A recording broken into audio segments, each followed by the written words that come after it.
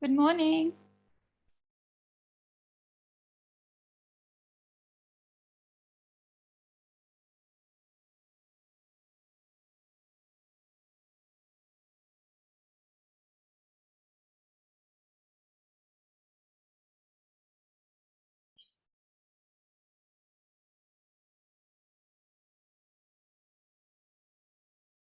How are you doing today?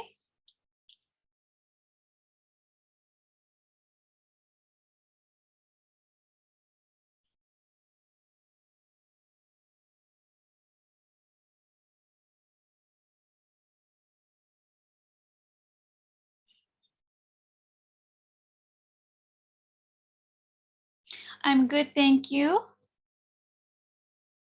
So we'll just wait 5 minutes for the other students to join us before we start, okay?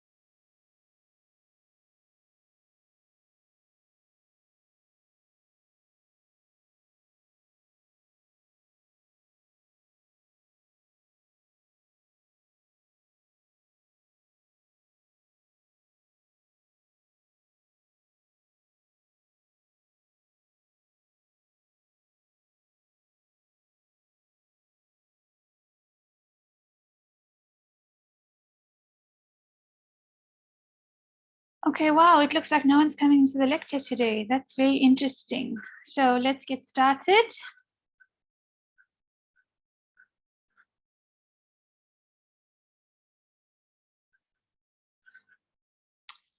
So yesterday we concluded with writing, and today we're moving on to information literacy, researching and referencing. We did do part one a few weeks ago where we spoke about the Harvard method, and we'll continue talking about academic research today. So do you have any questions from the previous lecture?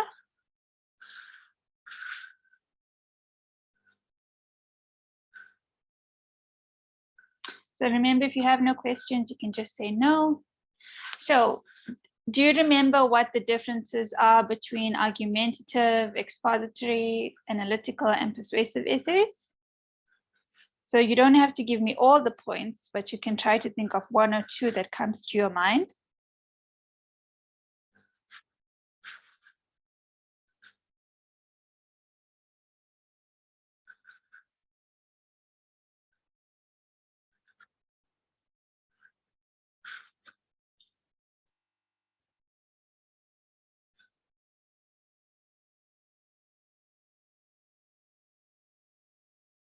Anything that you remember?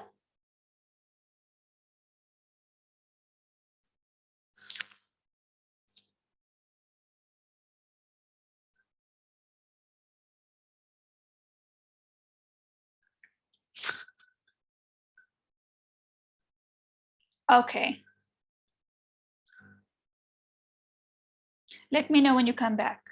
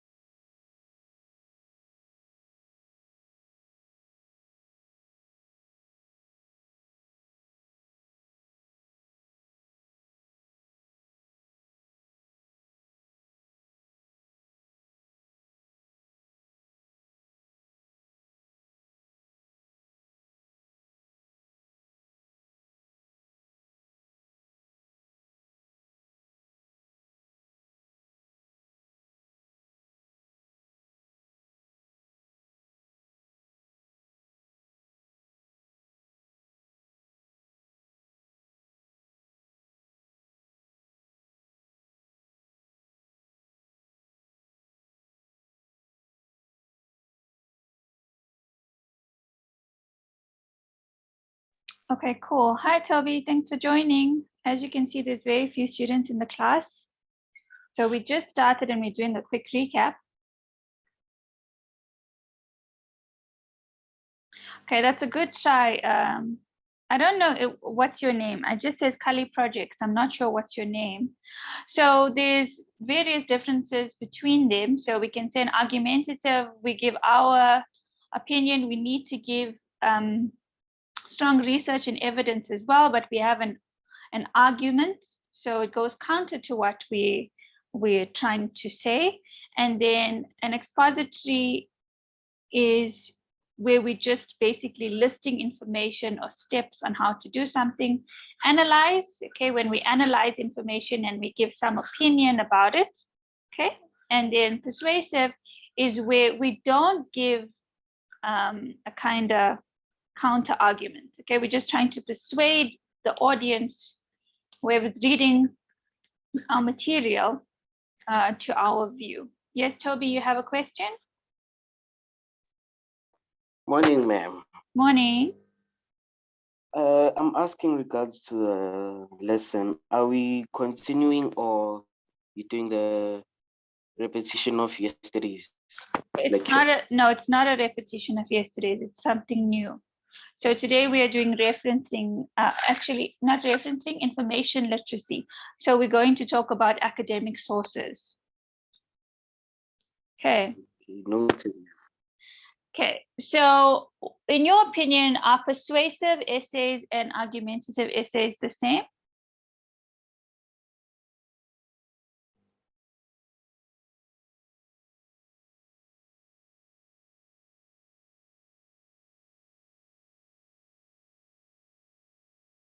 What do you think?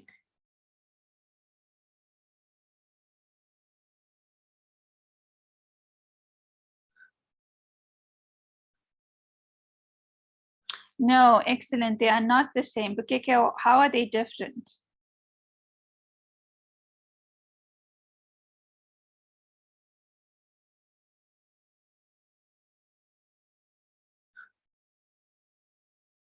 The question is on the slide, so you can just look at the slide. The third question.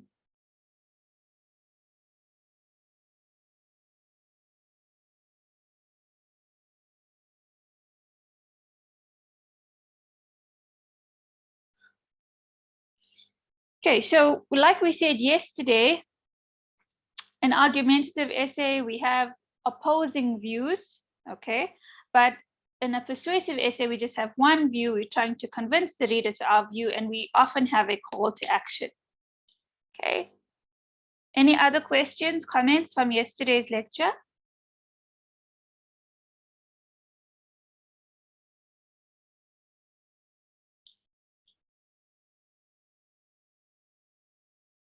So remember, if you have no questions, to write no in the chat.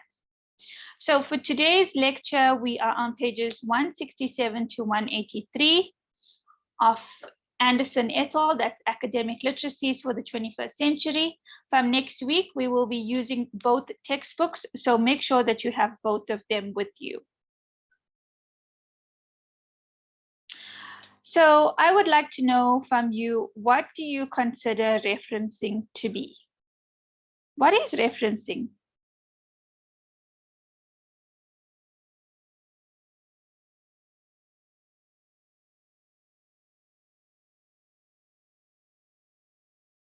Remember, you can even guess.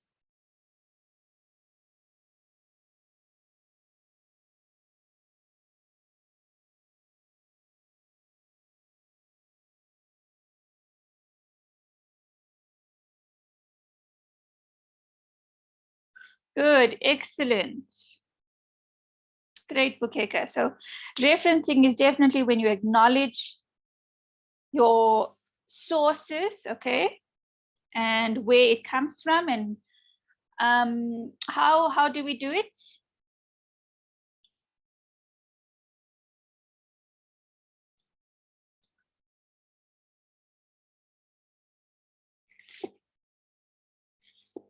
Excuse me, I'm sneezing here. Okay, so basically we have an in-text reference or citation, and then we put the information at the end in a reference list or bibliography. Why do you think referencing is necessary when it comes to academic research?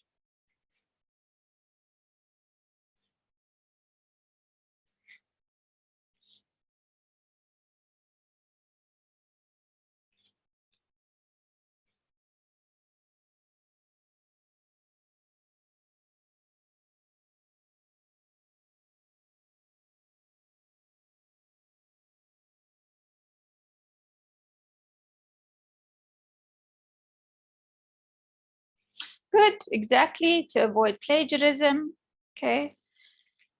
So to back up our ideas, to show that we are giving credit to the person's idea and their work, okay? to be ethical. Remember, we have to do things ethically when we get to this level. What would you say is the difference between academically researched information and personal opinions or experiences?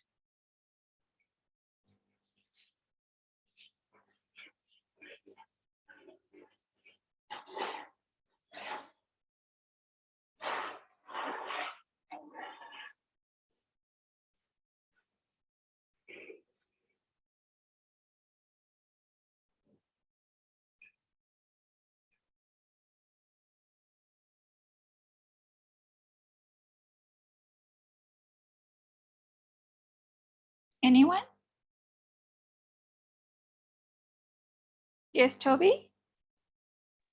So, ma'am, I don't know if I'm correct or You can thing is, try. I'm thinking that academically researched information is like taking the whole text Okay, that's a and placing it.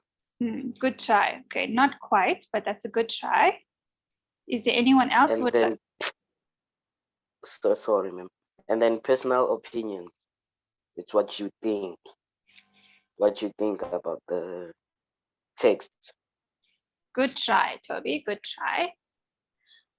Okay, so we need to understand that academically researched information, it doesn't need to be a paragraph.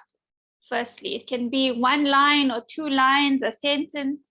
Okay, but this information is credible. It has been researched. Okay, it's founded on certain principles.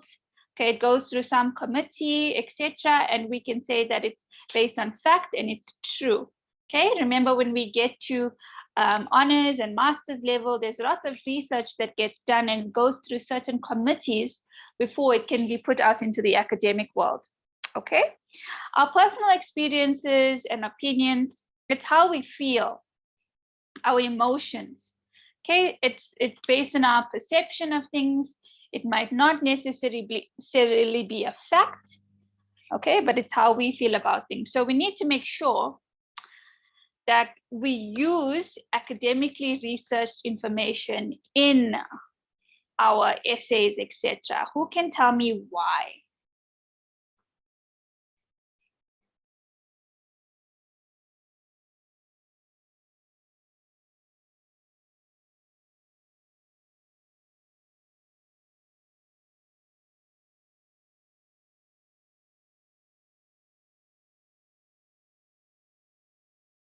Why do we need academically researched information in our essays?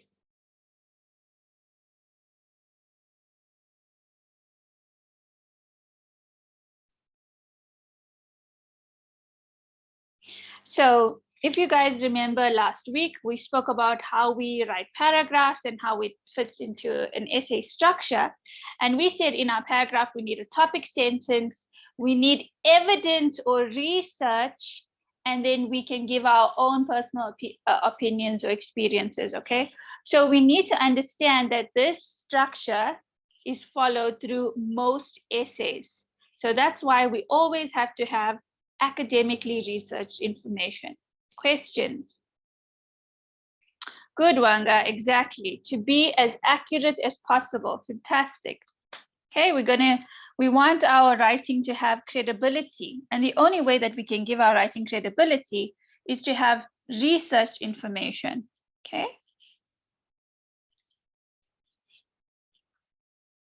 So when we go to academic writing, we say that investigation forms the basis of our research. Okay, we need to gather information about our topic. We need to evaluate this kind of information.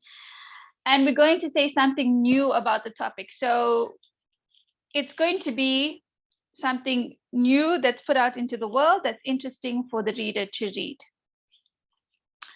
So there are some basic steps that we go about to it. So we create a research question and hypothesis. We gather information from reliable outside sources to test this, okay? Then we form a viewpoint about the topic, And then we use the information from the sources in our own writing to support our viewpoint. And this is why we need this kind of research. And as we know, when we take information from any other source that is not in our own words, we need to give credit to the outside sources in our writing. As we know, we use the Harvard method. So we have the in-text reference, and then at the end, the reference or bibliography, reference list or bibliography. Questions?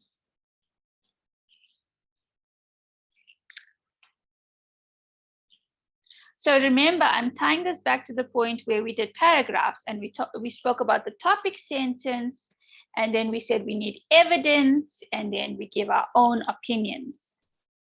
Okay, so remember that structure and remember why we need evidence. So before we begin an investigation, we need to have an idea of what we are trying to find out. So this is called the research question. Creating a good research question is an important first step in the investigation because it's going to determine the kinds of sources that we need for our assignments. Okay, so this is why you need to understand the question, what is being asked from you, as you saw in your assessment. So when we talk about a research question, it needs to have the following qualities. So it must be something that people care about. We must be able to make an argument about it. It must add something new or solve a problem. It must not be too broad or too narrow. It should be possible to answer in a given time frame and location. And it should be possible to find the types of sources needed. Questions?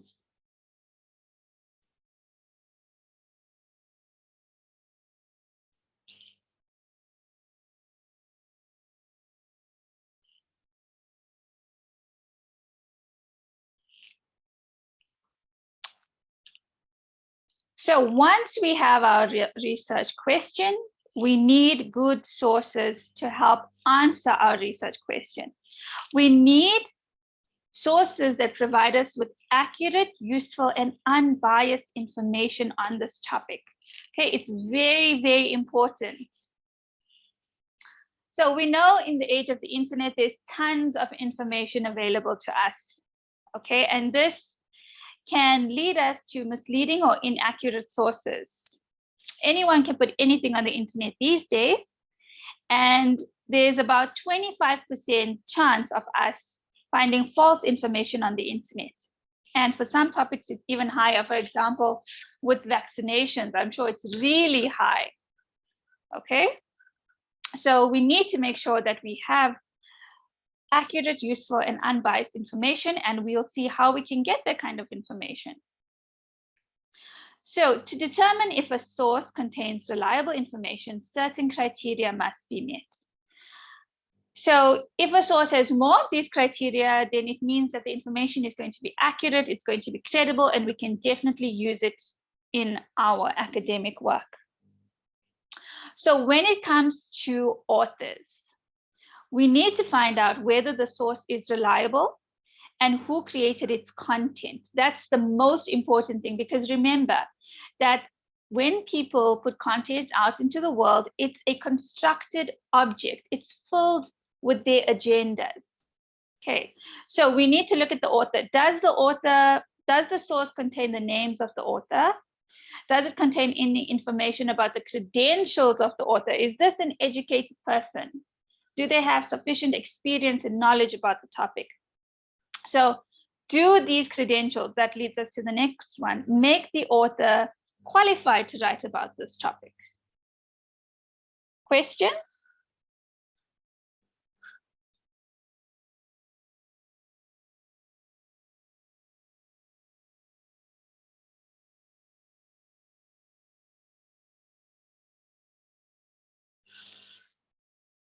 So let's move. Bukeka, you have a question?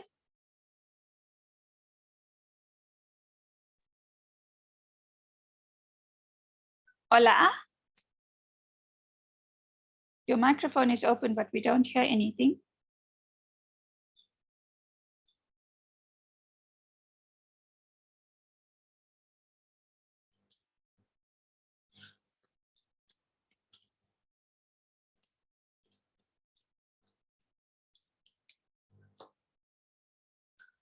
So I'm just finding out if Bukeka has a problem or something. So guys, I said to you, if you weren't in my previous classes, please make use of the chat only, because I can't use the participants list and the chat and have two things open on my screen. It blocks my notes, so I can't see.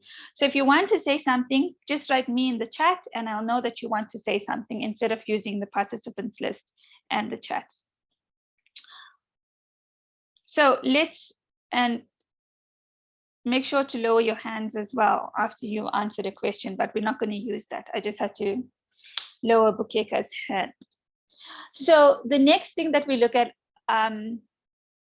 is the publishers. Okay, so the organization that distributes the source is also important, since their reputational goals can indicate whether the information they provide is biased.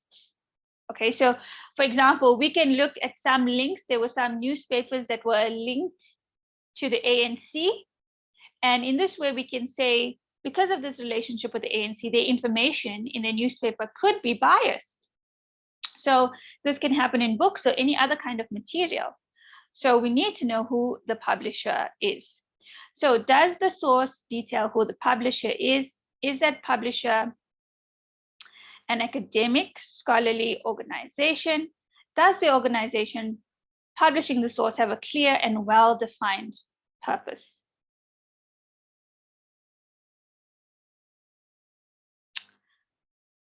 Okay, cool. So Bukeka has a question. I was asking, does that mean we'd have to research the author to determine whether or not they are qualified? So usually there are certain places where you find credible information. Okay, and qualified, it gives you their credentials, etc., of what they do. So you can see that they are qualified. But sometimes when you find information from sources that could come across as not being credible, you'd need to do more research about the author to find out, does this person have sufficient information about the topic? Okay, so yes, it is a good idea to research the author. As we were saying, that people write with agendas in mind. So this is always helpful to know. For example, I was reading, I think it's called Breitbart News or something, and I found out that this publication and this author were Republican, and of course they would have this kind of Republican agenda, which means they would be against vaccines, against abortion, etc., etc.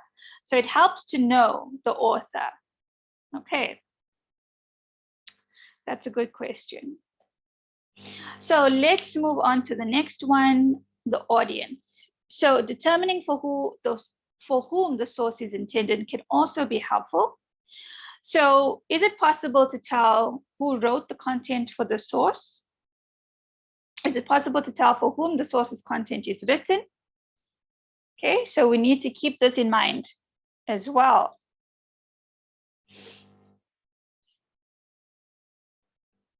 Content.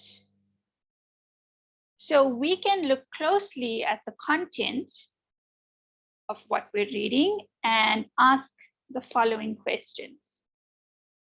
Does the content include a reason for providing the information? Does the content include evidence to prove its claim? So we need to look for reliable information in the sources that we're reading as well. Where is the evidence? Where is it coming from? We just can't say because my neighbor said so. Okay. Are other sources cited in the content? Very, very important. Okay, so if it says this point, and then it has other sources that are credible, that's linking to this point, we can understand that we can use it because it's quite credible. Does the content contain elements like charts, graphs, tables, and a bibliography? So it's showing us where it gets the information from, and it's credible. Are the conclusions based on the provided evidence? How lengthy is the content? So the answers to these questions can provide some details about the quality of the source's information. Any questions?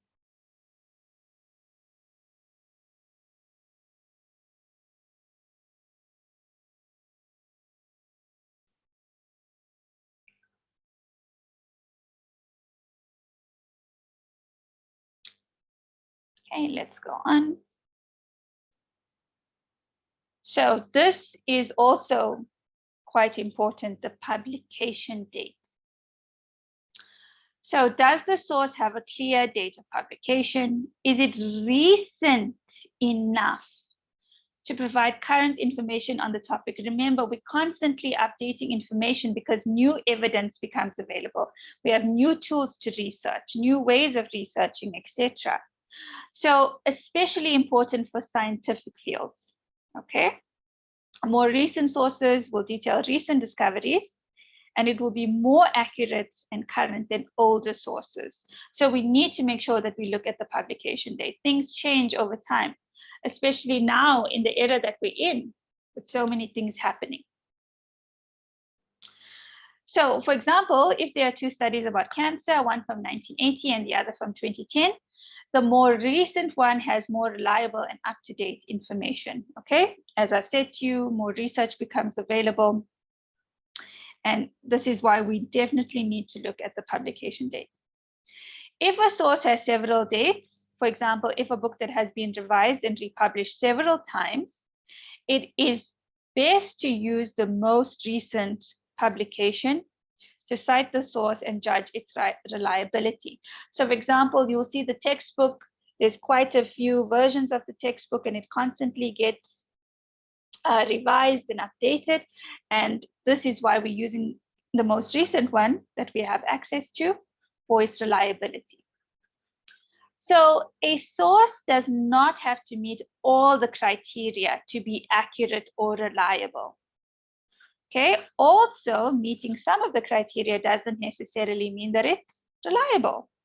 But the more detail we can find on the source, the easier it is for us to tell if it contains reliable information. We can do research about the sources, but of course there are sources available in the world that are quite credible that we can use. Questions, comments?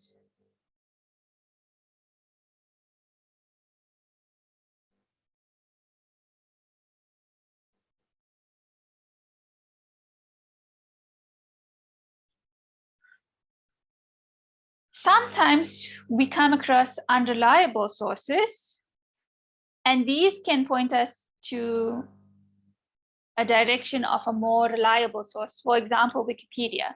How many of you use Wikipedia? Let's be honest. How many of you read it?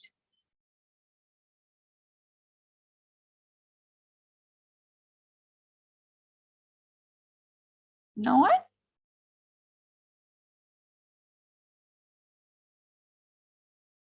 Okay, so I do read Wikipedia. I do read it. And then I look at the list of information they have, because they have lots of links sometimes, and this will take me to a reliable or credible source about what they're saying. Okay? So that's one way that you can use the internet and find credible resources. So there are specific types of resources that can help determine the reliability of academic information. So we're going to go through textbooks, ebooks, journal articles, and websites. And we're going to discover how we can determine their reliability. So the first one is textbooks. So a forward or biographical section that contains information about the qualifications of the authors. Yes, I did have a look at our textbook that we're using, and I did read some information about the authors and their background and their skills. And you usually find that in the beginning of the textbook. It says BA honors, BA this, BA that, etc. PG dip journalism, media studies, etc. So it shows that they have some kind of reliability.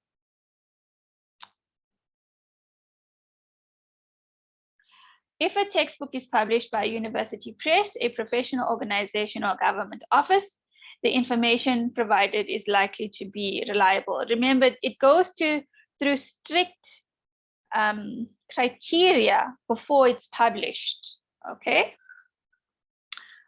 But then we also need to look at the laws of the country as well. which we'll discuss more in the second year about this kind of thing. Reviews written about the book that detail the intended audience and the purpose of the textbook. Yes, that always helps when you find other information about the textbook, okay? And publication information can be found on the copyright page, which is usually one of the first pages in the textbook. And yes, if you look at our textbook, you'll definitely find that information. You see it says copyright, Edge Learning Media, Cape Town, etc., etc. First published 2019, first edition, first impression, okay? So I see Bukeka has a question, then when would it not be reliable if not having all these criteria doesn't constitute it being unreliable? So we need to look at the source, we need to look at the information, we need to look at various things to determine if it is reliable, okay? So if we have 1 or 2 points and we see it does fit, we can find information about what it's saying that's credible, etc., then we would say it's reliable. But we're going to talk about a little bit more about how we what can be constituted as unreliable. Okay.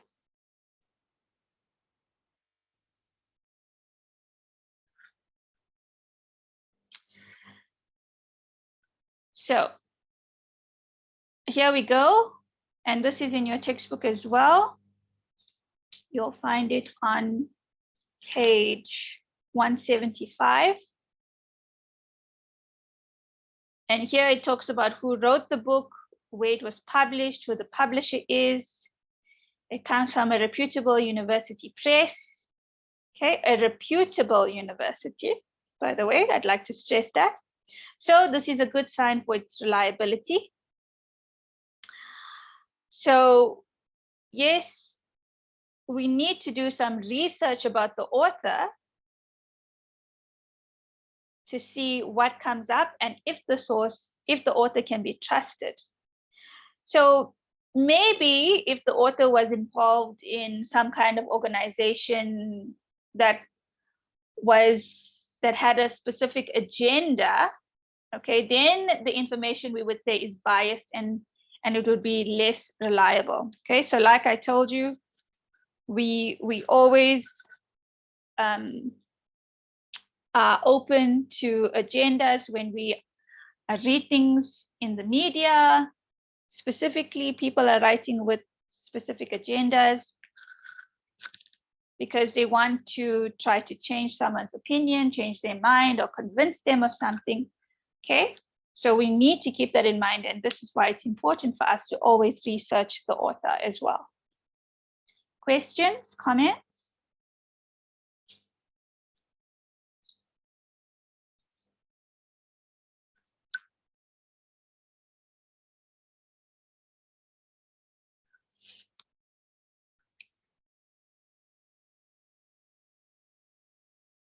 So let's go to ebooks. Okay, so we use the same kind of criteria for textbooks as ebooks or any other books. So we look at the copyright page, okay, and sometimes it doesn't have a publisher, okay, and this is very common when we find things online. It could be that it's self-published, which is quite common. So this is enough for us to raise questions about the reliability of the source, since anyone can self-publish an ebook. So we need to find as much information about the author, their goals, their biases, etc. Who is this person writing about this topic? I just downloaded this ebook, okay? And is this person credible? Is this organization credible? Mostly in business, we get it from organizations like PwC and Deloitte, and we download it. So we need to find out if the information is credible, okay? Are these organizations credible? Do they have a good standing in the world? Same for authors. So this is the one that I actually use the most.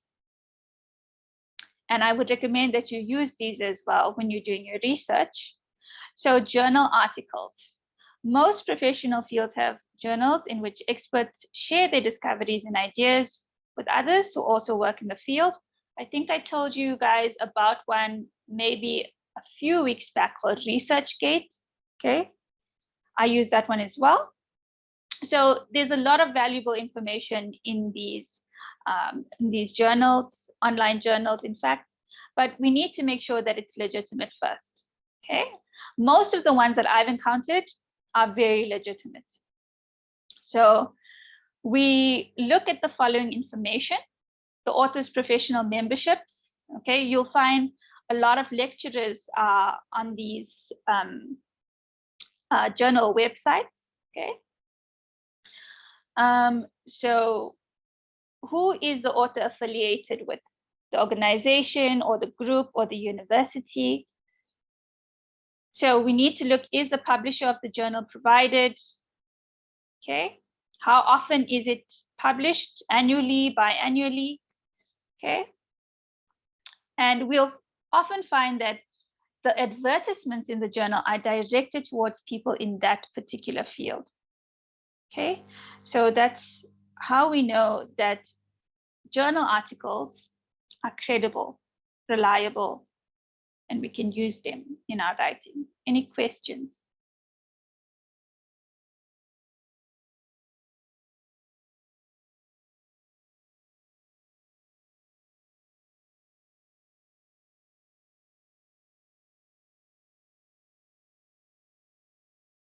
So the next one that we're going to do or talk about is websites. So what do you guys think? Are websites usually credible? What's your experience with websites?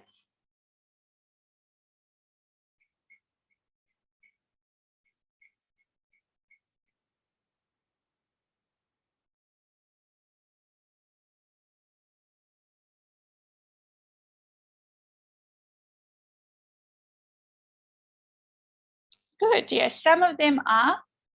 And we're going to see how we can ascertain whether it's not credible. Okay, and we do get a lot of information on the internet that is not credible, and websites that are not credible. Like I told you guys, I have a blog and a website, and this is not credible information. I'm just putting out content on the internet, okay, talking about various topics, but it's a website. So websites are the easiest way to find information, but we need to determine their reliability, as we've said. So sometimes they lack important information about the author, the dates, and we need to find out how we can ascertain if it is reliable or not. So how do we do that? So the website's domain is official. So for example, if the URL, so the URL is at the top of the website, we'll go to one just now when I'm showing you something. It ends in .gov.za or .edu, okay? It's official at the ending, okay? The publisher or sponsor of the website is provided. We know who these people are. There's contact information for the author. Claims are supported with evidence and other sources. So that is one of the main things I find coming through all of them, okay? You have this ability to see that their claims are supported and it has researched evidence and it's linking to other sources as well. The website was recently updated, okay? And then there's no clear evidence of bias. So we don't find any personal opinions coming through where they want to say, oh, I don't like vaccines because, you know, my son died from an injection when he was 2 years old or something, okay? So we need to look and see if there's any bias. You'll find that there's a lot of information that contains bias on the internet. So here we go, a reliable website. Okay, and you see it ends in HTM. I mean, sorry, not HTM, it ends in .cl. Okay, .cl. This is just the page that it's going to go to here at the end. So guys, let's stop this meeting and go into the next one because I don't want us to like run out of time here. Okay, so do you guys have the second meeting link? Let me give it to you if you don't.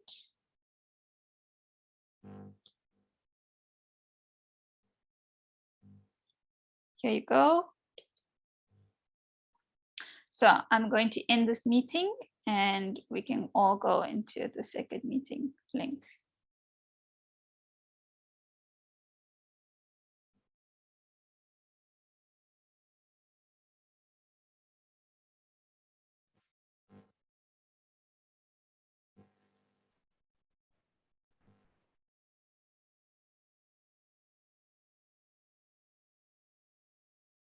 So we'll just wait 1 or 2 minutes to see if anyone else joins us.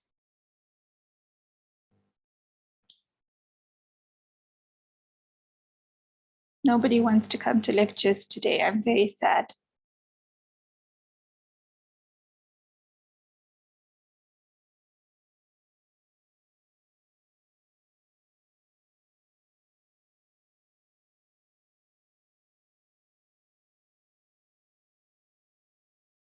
Okay, so we see here, as I was saying, it ends in CL. So how can we tell that this is a reliable website? So firstly, as I said, the website ends in CL, which is the domain for the country of Chile. What's our domain for South Africa?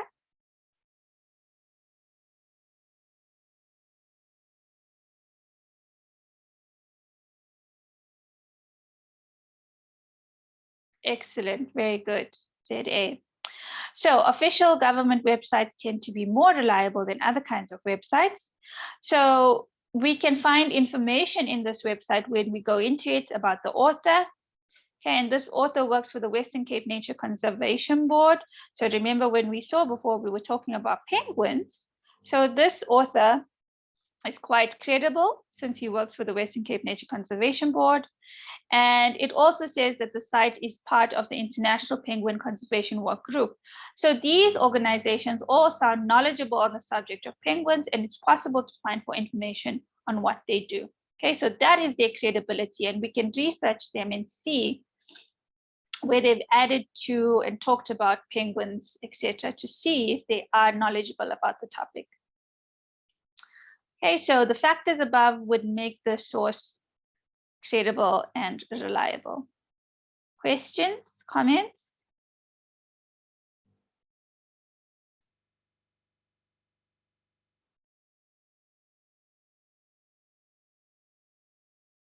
So what about an unreliable website? Have a look at this one. And we usually get these. There's also another one, I think it's called Quora.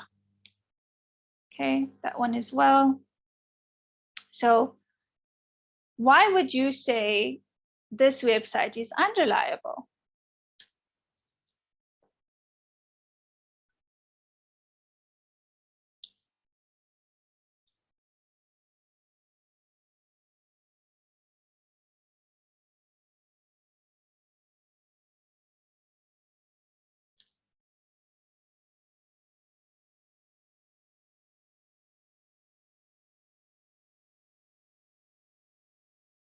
Okay, let's talk about it. So firstly, Yahoo answers. Good, Bukeka, excellent, fantastic. So it's a website where anyone can ask or write an answer to a question. It's definitely someone's opinion, just like Quora. So you guys can have a look at this one as well if you don't know it. Okay. And they usually don't give their real names, and it's not possible to tell if they are real experts in a subject or not. Okay, there's no links, no information of evidence, sorry, no evidence is given or sources to support the answer.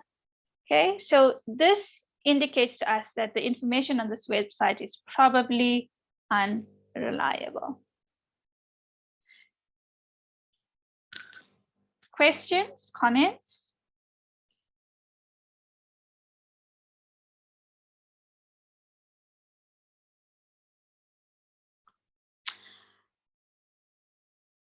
So yes, it can be difficult to know if a source is reliable.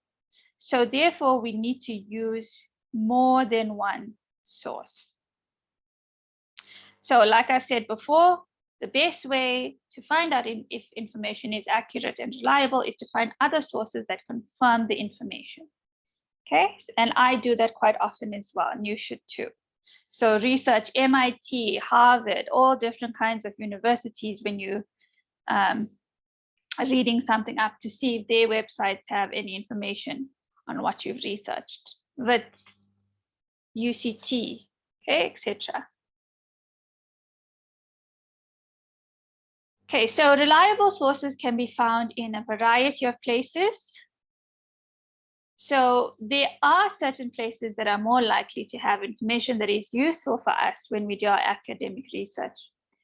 So let's see what some of those places are.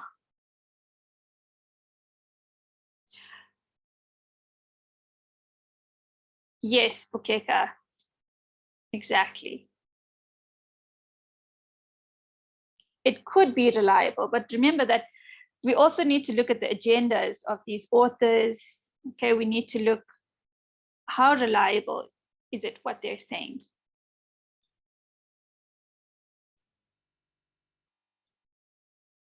Where's the evidence for it? Okay, so even if they have the same claim, where's the evidence? Okay, the research behind it. That's very important. So academic libraries, like schools and universities, are there to provide you with materials that you need for academic writing. Okay, so I'm not sure, does Boston Media House have a library where you can access and search for information? Okay, cool, that's excellent. So Boston Media House will probably have credible information because it's a media college, okay? So it definitely will have credible information.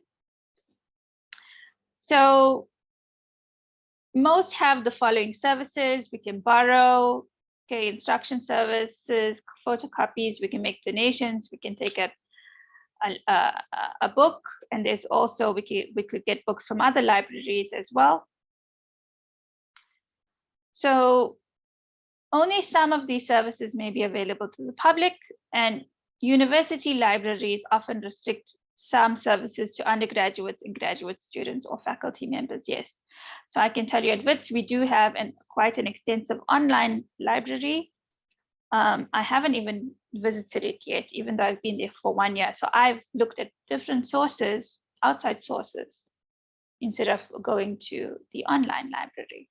UNISA has an online library as well. So library collections. So of course, we can find books on a particular topic, but it depends what kind of library we visit, okay? So as we know, a community library has books of different genres, okay, different categories, etc.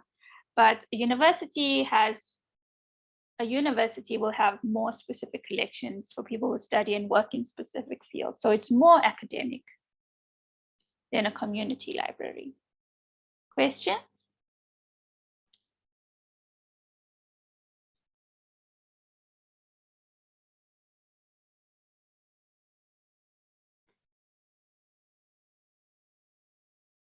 So rare book collections.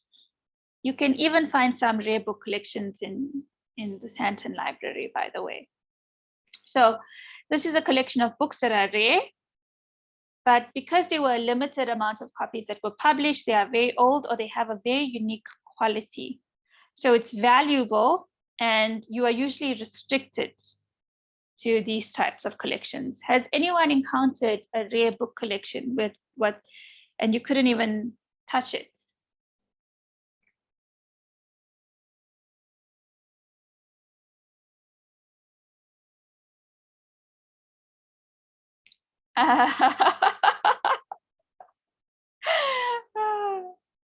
Okay. Yeah. Oh, you mean Santon Library? Yeah. Santon Library is awesome. I haven't been there in a while. I don't know if it's open. Do you know if it's open now since the pandemic? Oh, it is. Wow, that's fantastic. That's great. I hope this pandemic can end, really. So I'm sure that they will have some type of rare book collection at the Santon Library. Okay, archives. So this is a collection of old materials. It can include things of like newspapers, magazines, government records, images, maps, or community history. Some libraries collect the original documents, but many libraries scan original documents into their system. Excuse me, so they can be viewed digitally. So that's a great idea. That's one of the benefits of digitalization, that we can take anything physical and create a digital copy. Rare book collections are usually preserved. So people like to preserve them. It depends on who has the collection. But those who do have rare book collections and value them, they usually preserve them. Okay, so they keep them in a certain way, etc.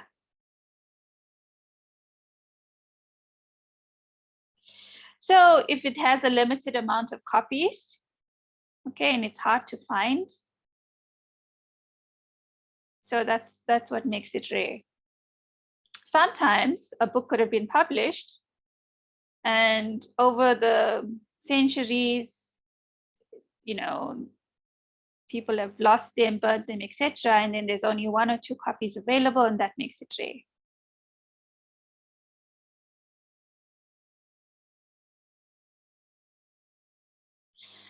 So academic information online.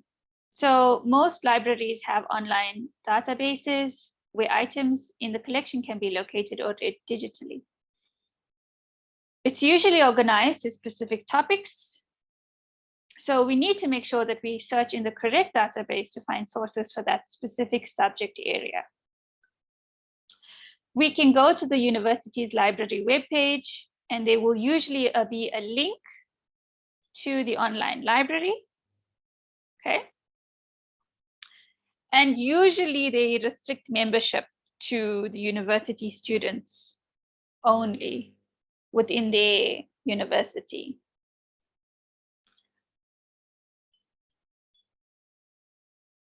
So once you get into the database, you need to see how you search for information, okay?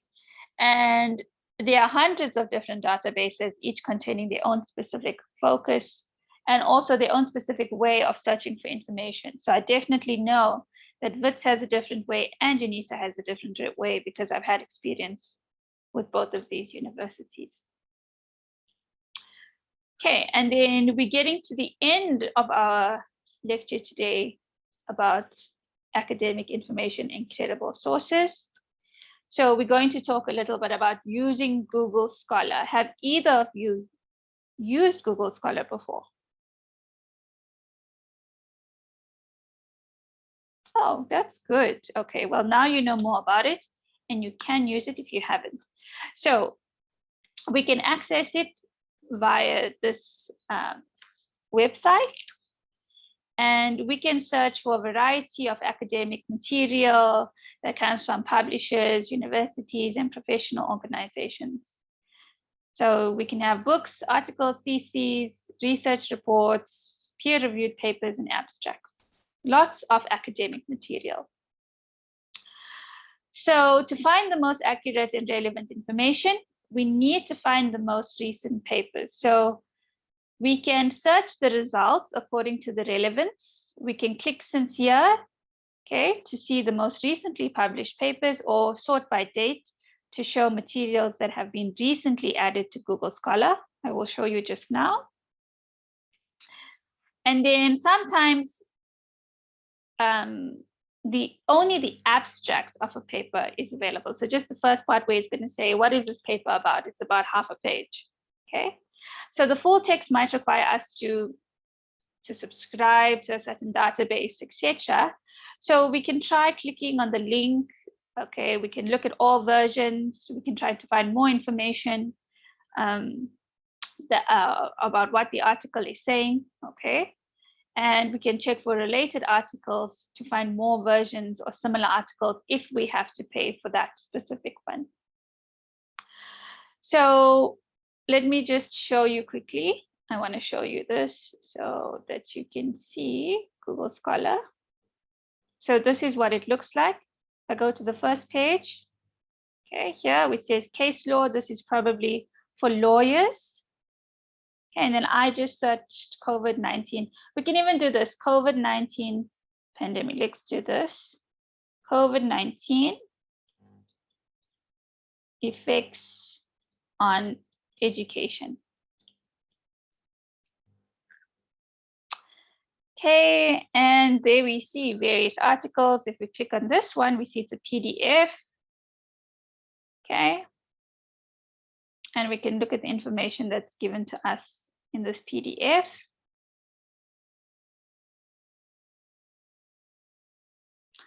And that's a whole book that somebody wrote. Wow, 292 pages, but it's a PDF. I'm not sure if that's a book actually. But here, so it's cited by 32 people. There's some related articles. Wow, and there's 15 versions. So we can look at all these things to see how it relates to other information, okay, by other authors, etc. And then here we can say since 2022, so we can search which year we want the information to come from. So if it's the most recent information, 2022, okay, sort by relevance, and then we can sort by dates, and then we can even look at the review articles, okay, and include citations. That's a good one to see how many people cited that. Remember, the more citations it has, we can actually say that it's more credible. Okay. Questions?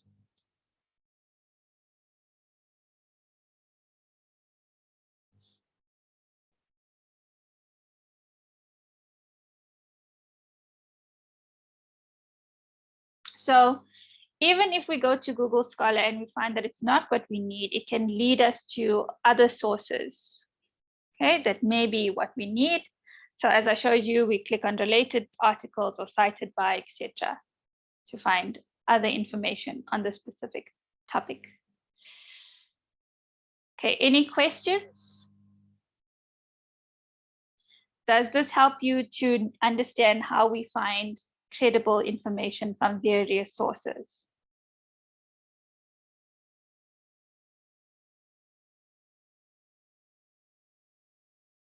Good. I'm so sad that only 2 people stayed with me in the lecture today. I'm very sad. Okay, so do you guys want to do the activity or do you want to leave and go to your assignments and assessments? Let me know.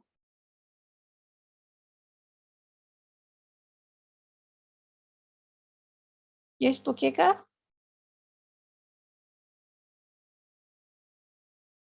Okay, I completely understand. Okay, so thank you so much for attending the lecture today. I really hope this is going to help you. And we'll see each other next week on campus. Bye, Bukeka.